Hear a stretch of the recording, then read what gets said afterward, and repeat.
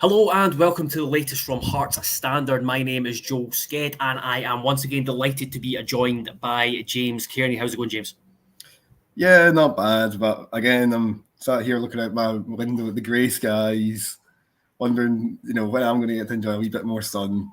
And then there's you sat there with you had your shades on a minute ago, your cap. I can see the reflection from the window behind you. It's very blue skies. It is very nice. I'll make you more jealous of just everything else that's going on. Yeah. Sorry. Just had to do that.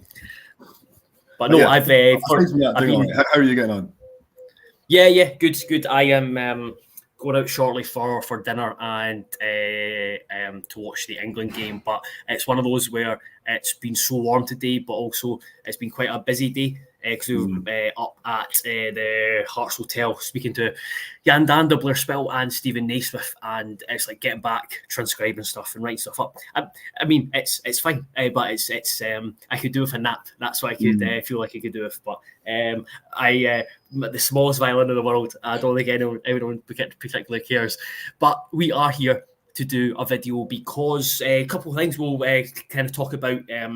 The latest from Tenerife, to talk about a couple of things, but mainly we're here to talk about Gerald Taylor because the Costa Rican right back became the 7th summer signing. He was announced at 4:00 today on a loan deal. Hearts have an option to make that permanent, just like Kenneth Vargas 12 months ago. And first thing I would say is there's a in-depth scouting report that James did that's gone on the site at 6 p.m. tonight. I would urge anyone, especially if you're listening to this live, then wait until we're finished and then you can go and read that. It's really, really good. It looks at all his different qualities. And then we may as well just talk about that article and what you found from watching him. I can bring some insight in, having spoken to Naismith about him, I've spoken to Gordon Forrest about him. So, I'll bring in Graham Duffy's comment here. Hi guys, from what I have read, Taylor seems very highly regarded, so we seem to have done very well to sign him. From what I've read, Taylor seems very highly regarded, so we've done well to sign it. And really interested to see how we line up opening game with a number of options now. I'll answer your other question later on, Graham. Yeah, basically, I think with regards to how we line up an opening game, I think that's a podcast for next or a video for next week when we discuss what the starting lineup could look like. Now we've got a really big squad, but in terms of Taylor, I think it's a big signing. I think it's a really impressive signing, and he's someone who has a lot of experience. He's only 23, has a lot of experience played over 100 games for the biggest club in Costa Rica. He's won trophies there. Stephen Naismith described him as a winner, and he's a good profile to come into the team. He's now an international. He's got a lot of athletic qualities. I think he improves the team, and by all seems, it seems like he was a key target that Hearts kind of finally got over the line, because he was linked a fair while ago, but with him being at the Copa America and then just coming in from Central America, Hearts have had to do more kind of like paperwork to get him over the line. So that's finally done, and I think it is a really impressive sign considering, like Graham said, he is very highly regarded. I think in Costa Rica, the fans of this club are sad to see him go, which is always a good sign, but it does seem like in Costa Rica they're kind of urging or wanting their players to go to Europe and develop, and we've seen it with Kenneth Vargas, and it's you're hoping that it's kind of Taylor follows similar suit. But what I would say about Taylor, I think he's probably further along in his development compared to Vargas. When Vargas joined Hearts, like I said, he's played so much. He's already international. Vargas became an international when he was with Hearts, and so he's got a wee bit more experience, probably a wee bit more about him, and the fact that his English is good and Vargas is already there to help him settle in even further. Like Vargas didn't have someone like Taylor, so all things are pointing really kind of pointing to the positive side of things. In terms of what he's like as a player, James, talk a wee bit about him. Let's go talk about the defensive side of the game, because having spoken to Naismith, I think he's really positive about the defensive side of the game. He likes to defend, and when I spoke to him a few weeks ago, a couple of weeks ago, he described Taylor as aggressive, and he did so when speaking to Hearts TV earlier on. And when I spoke to him, I think he said aggressive 4 or 5 times, which straight away I was like, good. Yeah, no, I think that's fair. Certainly from the games that I've seen and the clips I've been watching, and when that is the first kind of word that does jump to mind, because you notice it, like little things when a ball will getting played from the opposition from say the defence at the midfield, and his markers drop deep to go collect the ball. Like he will go herring after him to go get it back. Like he puts loads and loads of like pressure on the opposition, and he's a big guy and he's quick, so he can do it. And he's got quite good stamina as well, and that he can be doing this till quite late on in games. But it basically means that think of the way that somebody like Cammy Devlin, like the way he presses in midfield, where he's just like constantly nipping at people's heels and getting right in amongst it and throwing his body around. Like Taylor's not a million miles away from that in terms of the way he goes chasing after the ball, and he's got that kind of relentless nature, and like I say, he's got that acceleration, that pace that can, like, I mean, I lost counting the amount of times where he'd be watching games and he kind of just chases somebody away. Like, the opposition might get the ball to the left winger, say out near the edge of the box, and Taylor just goes chasing after him. Okay, he might not win the ball back all the time, but he'll force the guy back to 40 yards out, 50 yards out with it back to goal, and then he has to turn away again. So I think that, like, when you look at that, that's obviously a big box ticked. I mean, we've spoken about it before. You want your defenders and your wing backs to be aggressive like that. You have to put pressure on the opposition, to have that athleticism to get up and down that flank constantly, because it's a hell of a shift playing out there. Yeah. And yet that's what I saw consistently from him. I mean, again, he's quite happy to attack and get forward. Like, again, there's no kind of reluctance or hesitance. I was watching the game against Paraguay the other night, Costa Rica's final game in the Copa America, and he kept trying these 1-2s down the right hand side, and almost every single time, like, his one was great, brilliant pass, great run, timed it well, and then the two, like the pass back, was just rotten. It was just rubbish, and it was like, why have you done that? It wasn't a tricky ball.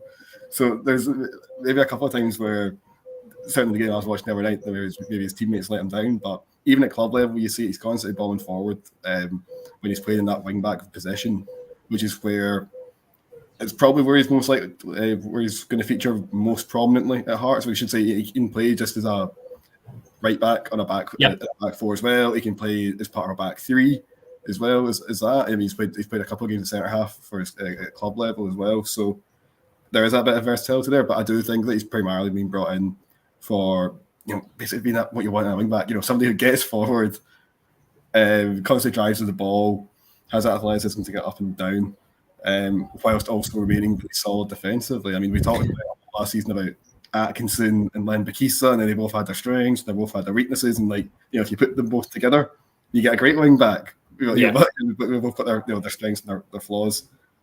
Whereas Taylor, it does seem to be a little bit more of the whole package. Like, there's still areas of his game that can improve, and I'm sure we'll get onto that. But certainly in terms of what he's achieved already so far in his career, I mean, it was only, I think, tail end of last year he got his first cap for Costa Rica. Yeah. And he's got 7 already now. And I think he started every game with the Copa America for them. So like you say, you can see that he is maybe a little bit further ahead than Vargas was in his development. But there's still certainly potential for a lot more growth from what I've seen. Yeah, that's kind of the feeling I get with, and the feeling I get with a lot of the players that coming to Hearts. There's Naismith, we've spoken to him, and kind of brought, especially someone like Taylor, he's 23, that he with the club will have looked at, right, he can fit in here and there, but these are the areas that we can improve in him, and if we improve him, then he becomes a better player and a potential valuable asset to sell on. Before we get onto those areas that you think could do with improvement, just when you're talking about his 1-2s, I'm already picturing him motoring up, and Shanklin likes to drop into that right hand straight, and he does. And if Shanklin is a striker who likes to do that, interact with players and play 1-2s, and you think, we've watched him all last season, we've watched him for the last couple of seasons, and he's so good at playing 1-2s and his awareness. So that's something, again, fingers crossed Shanklin stays, that's something that I think is going to be really positive, and you think that Taylor could thrive in that scenario. Also, the one of the areas that you pinpointed was him at centre back and his willingness to just drive with the ball and just basically take on take out strikers and just knock it in front of them and just run. That's something that really frustrates me with centre backs, is when they got so much space and they're so hesitant and they're like, oh, I just want to pass, I want to get rid of the ball, rather than just taking the space and kind of drawing someone out of position from their position. So that is something that is that's really encouraging for him. Alternatively, what are the areas where you think, right, if Hearts can improve on him, then he's just going to be a much better player? So I think that the big thing when you're looking at him, when you look at first off, when you look at the stats, and then a little bit more when you watch him play, I think the big thing is that he probably needs to deliver a bit more in the final third. He's not one of these guys who he doesn't score many goals. Obviously, he's a wing back. They don't tend to. He doesn't really get many assists either, though, and he doesn't really create too much from open play. So that's obviously something that is an area that will need to get worked on. But I mean, I'd be quite hopeful and quite optimistic that that will be able to be the case at Hearts, just because we know that the way Hearts play it is lopsided. A lot more is asked in an attacking sense from the right wing back than what's been asked from the left wing back, for instance. And as a result of that, I think that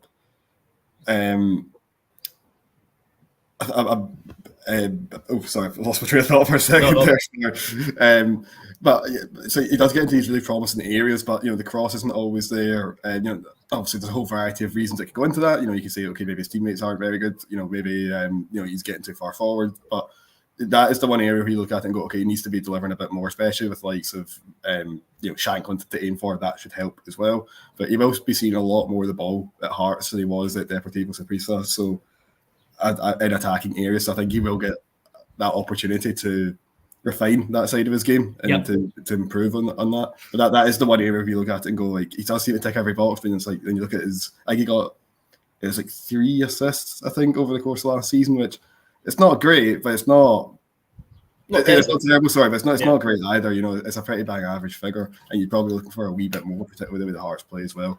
So yeah, that's probably one area. But like you said, the way he kind of carries the ball out from the back and then take a really strong ball carrier. I mean, there's one game I was watching that's against Philadelphia Union in the Champions Cup, which is like the Central North American version of the Champions League. And yeah, there's a short goal kick that gets played to him, and he beats two. The Philadelphia Union are pressing really high, and he gets the ball, beats 2 players, runs up to the halfway line, and there's a point where just against that little bit where we talk about his decision making and that he do a little bit more. There is a pass on where if he's kind of backs himself, he could maybe slip in the striker, and then who knows what happens. But instead, he takes the safe option. So I think there's little things like that where you might need to be encouraged to take a few more risks. But I do think that fundamentally, he's got that ability to do it. It's just about coaxing him to do it on a more regular and a more consistent basis. And equally encouraging is you did a bit on his willingness to cut in and have a shot with his left foot. And we've spoken about it, and you did mention it, that Atkinson was so good at getting into really good positions, and then he just didn't seem to have the confidence on his left foot, and then you'd find him kind of getting into the final third, and then this is him attacking goal, and then he just kind of just drifts horizontally across the pitch just because he doesn't want to use his left foot. But a willingness to kind of cut in and can shoot, again, provides another goal threat, especially if you're coming up against deep defences. Yeah, absolutely. So yeah, he scored a couple of goals like that for the club level over the last year or two, where he's got the ball out wide, cut back on his left, had a dig, and it's gone in. And obviously that's good, but let's be honest, it's not really, he's not signed to score goals. Obviously, if he can do it every now and again, great, but let's not bank on it. But I guess the thing that I take encouragement from when seeing that, though, is the fact that, okay, see if you can hit one at the top far corner, from 25 yards on your left foot. You can play a simple short pass, or you can take a touch with it in the box, or you can maybe hit a cross with it to pick out something in the back post. These are all things that like Atkinson wasn't doing, either can't or won't do. So again, it's just that confidence to have. We saw it with Len Bukisa as well last season, where there were a few times where he was able to cut in his left hand side. Yeah, and I think he scored twice from doing that. And he got a couple of assists and good balls in the box. So like, having that variety just puts that little bit of doubt in your defender's head, going, all right, it can go either way, you know, and then that just makes dealing with them so much harder. So again, I think that it's not so much the fact that he scored the goals that encourages me. It's more the fact that he's doing technically difficult things with his left foot whilst moving at pace, driving inside, and like that's something that again I think it's a big string to his bow. Yeah, absolutely. And just before we move on from Gerald Taylor signing, Graham just asked a couple questions. Was there an option of a permanent deal after loan ends? Hearts didn't mention it in their statement, but or their announcement, but understand that it's a very similar deal to Vargas, where Hearts have an option to make the deal permanent. It's almost like a kind of try before you buy. But I think the idea is Hearts are confident that they will. They will make the deal permanent because they've done. This is a big thing that it's mentioned in the couple of interviews that we've done with done with Gordon Forrest that have gone up on the site over the last 24 hours, is that they've done a lot of work. What was that? A lot of work looking into it. Gordon Forrest has spoken to a teammate of Gerald Taylor's, Kendall Watson, who he had at Vancouver Whitecaps, to basically get a background check, and that's something that they do for every player to make sure, because that one thing they don't want is to bring a player over from Costa Rica and it not be the right fit, because that's just a waste of everyone's time. So the reason they're bringing him because they feel that he will adapt well and he won't have any issue with the physicality of Scottish football. So it provides the structure of the deal provides a bit of protection, but definitely the idea is that he'll be a permanent Hearts player in 12 months' time. And then Graham asks, assume that he and Oyugoke will alternate depending on who we play against. It depends. Yeah, I think it will very much depend on the game. I think there'll be games where you see both of them play, where Taylor's a right wing back and Oyugoke is the right-sided centre back. So yeah, I think it just depends on the situation, the opposition, the game state. So it's encouraging to have two players who are so versatile and can play. They can play in all those three right-sided defensive roles as well. So and because they're both kind of young and coming into it, to have two of them, so you're not going to be relying on one or the other, which is a huge positive. And I suppose before we finish up, I'll kind of talk about the latest from Tenerife. We obviously went up to the training ground on Monday, then we're back in at the team's very, very nice hotel today, speaking to Naismith, Danda and Spittle. So there's a big in-depth interview with Jan Danda going up tomorrow. He explains his family connection with Hearts and some really interesting stuff in terms of his move to Hearts and his view on Hearts and how it all came about. So that goes out live tomorrow. And Graham asks, how have the new guys that have been in training interacted with the team so far? And I think this is one where I'll kind of pass over to Hearts and Hearts TV. I think they've done a great job with some of the behind the scenes, with a lot of the behind the scenes content, whether it's Denham and Benny's kind of teammates or Blair Spittle. They had a kind of day in the life of Blair Spittle, but everyone is interacting really well. And Naismith, I think he talked about it with Hearts TV, and he explained that everyone's got a roommate. So they're like, for example, Denham and Musa are roommates. Penwright, Danda and Fulton are roommates. But within that, each player has also got another player in the team who they've got like a partnership with, and they need to find out as much as they can. There's been like loads of races, on Lilos and inflatables. They're in the pool, playing water polo. So there is a great camaraderie. You can see it just sitting around the hotel, where everyone's kind of interacting with each other, chatting. I think there is a really good team spirit. Like some of the players, like Musa, is quite quiet. So some of them will take time to come out of their shell, while others will, who are probably more experienced and know some of the players, like Spittle and Penrix, they'll know the majority of the squad, having played against them or played with some of them. So they'll fit in a lot easier. But it's, again, I'd probably bore everyone to death with it, but it's been such a big focus of Hearts over the last 12 months, is not only to bring in the right player on the pitch, but to bring in the right player to fit in with the environment, the culture of the club. And a lot of work has gone into that. And like speaking to we've been fortunate that we spoke to 5 of the new signings, and they all just like seem genuinely nice guys. Great to chat. Great to chat to. So outgoing, like Musa, for example, was he was determined to do like the interview in English, and I think at times he was like he was worried his English wasn't good enough. His English was brilliant. There was times where he just had to double check the like one of the words he was using or the phrase, but like there's a real eagerness for everyone to kind of integrate and be part of it. So I think it's been a really positive week. I'll probably do a roundup piece tomorrow or Friday when I'm back in Scotland to kind of look over it. But like we had a quick chat with kind of just informally with Craig Gordon. He was just saying it's been such a great camp. He's really enjoyed it. The fact that the team haven't had a game has made it harder, but I think it's put them in a great shape to come in and like tackle the preseason friendlies, because there's going to be 3 or 4 between now and the start of the season. So yeah, I think it's been really positive. And I've seen a comment on YouTube on one of the Hearts TV videos, and I think kind of just summed it up was basically just loving everything that's coming out of Hearts at the moment. It just seems like such a positive environment and just a positive place at the moment. Yeah, no, exactly. And like you're saying about Craig Gordon saying it's a good camp. Let's face it, if anyone would know, he would know. He's been to about he's been so many, yeah. I mean, God knows how many he's been to over the course of his career. So he's pretty good place to judge. But yeah, no, it does seem as if there is a kind of feel good factor that's kind of carried over, I think, from the end of last season.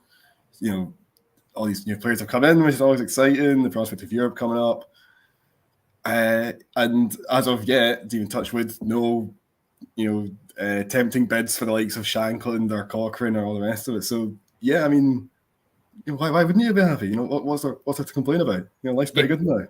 Exactly, and you mentioned Cochrane and Shankland. I don't believe, and on the Jam Tarts 21, has there been any interest in Atkinson or Civic, and how have they been within the camp? As far as I'm aware, there's not been any interest at the moment, but it's one thing that's not really checked in since we had that conversation with Naismith about Atkinson and Civic. But they're not with the team here. They're back in Scotland. They'll join back up with the first team squad just for training when they're back. I don't think they'll be involved in any of the pre-season friendlies. I think they expect to be offloaded at some point. But no, in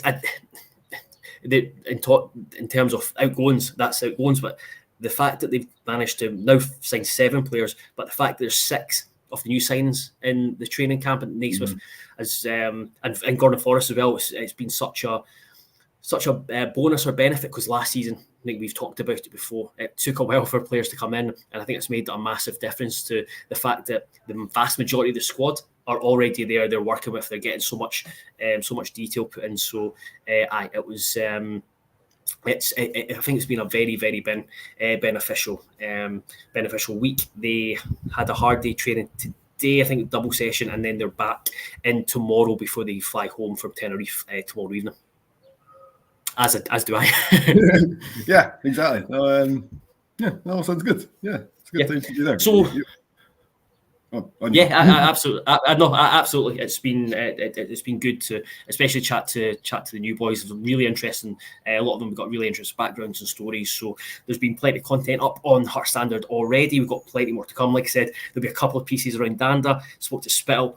Had a good chat with Naismith as well. So there'll be plenty coming out of that. So expect kind of stuff on Naismith talking about signings and where the squad is sitting at the moment, talking about young players. Asked them about the kind of went down the route of big physical Hearts and the athleticism in the team. So there'll be a piece on that as well. So yeah, there's a lot of interesting stuff to come.